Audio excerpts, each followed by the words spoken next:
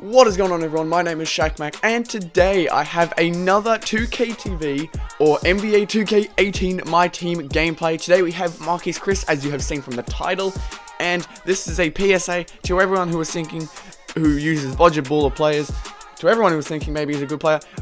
Do not use this player. Now, I think it may be interesting to people for me to make a gameplay on someone who I consider bad, but I promised that I would be doing one on every single one and giving my honest opinions, and this is my honest opinion. He is an offensive player, so he's got that, but in the gameplay you'll see he's not amazing. He's not the greatest. He's got a decent shot, he's got a decent everything, but that's pretty much how you can summarize this card. It's decent. It's not the greatest in the world. You'd be lucky to put it off the bench maybe and bring him in, but he is definitely not a starting caliber player, at least in my opinion. It may be different because I've only had one game with this player, or, well, maybe a couple of games, and had a small sample space to use it. But as you can see, that driving dunk and standing dunk are very high. He has a very high dunking rating, much like a lot of the 2K TV collection I found.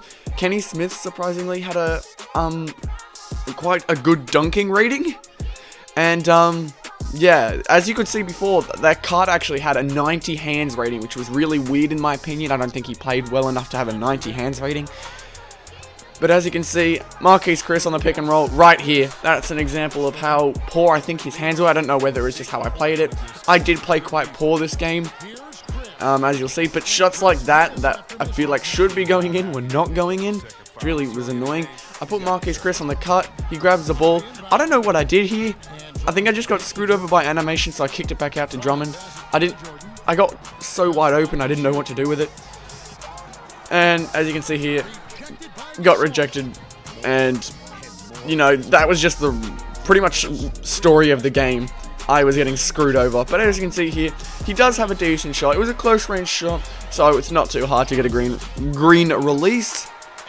I love to run the transition. If you guys have watched my gameplays enough, transition is my favorite thing to run, and when Chriss was running in the transition, I made sure to hit him, and he actually does have a strong finish. You just got to use him correctly, which really surprised me with that previous miss. Devin Booker misses the long range shot. We grab the rebounds, finds Marquese Chriss, and this is where his dunking comes into play. In front of so many people, and he got that dunking animation. For a Sapphire, that's really, really good. Drummond grabs the rebound. Again, I see Marquese Chriss running in transition. Find him, and he gets the easy dunk. I had him with a lot of breaks. I don't know how great his stamina was, but all I know is he kept getting taken out. I didn't really do anything to change it, but almost getting the assist there. Again, getting screwed over by animations. Thank you very much, 2K. Finds Marquese Chriss again. He gets a blow-by animation, which I was hoping for, and he gets the foul. He has a decent free throw. If you release it regularly, you will have a decent chance at hitting your free throws. 70% is decent. This moral of the card is decent. That's the word of the day. Decent. I'm sorry. Marquese Chriss working in the post. Finds Davis again. Kicks it back to Marquese Chriss. And he draws the foul again. Would I suggest using this card for budget ballers? I mean, if you don't already have a strong like power forward, Sapphire, or Ruby power forward, I'd maybe think about putting him in your starting lineup. I'm not too sure, because he's an alright player, but he definitely could be a lot better. I've just got a few clips of him shooting a couple threes. I'll also show off a few of his dunks. Yeah, I just worked on his release, made sure to get that down. He actually has a really difficult release, if I'm going to be honest. His release is quite iffy, but he can green it from out there.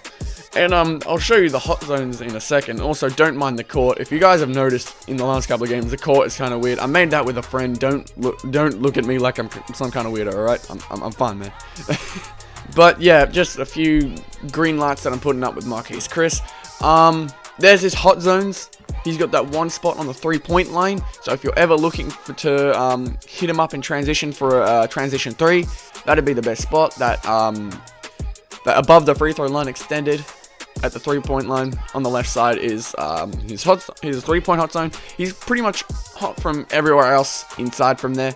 But here are a few showcases of his dunks. He has a really good dunk. He has a really good dunking rating, sorry. I think he's definitely not one of the greatest in the 2K TV collection, but I think he could definitely run well if you got used to him.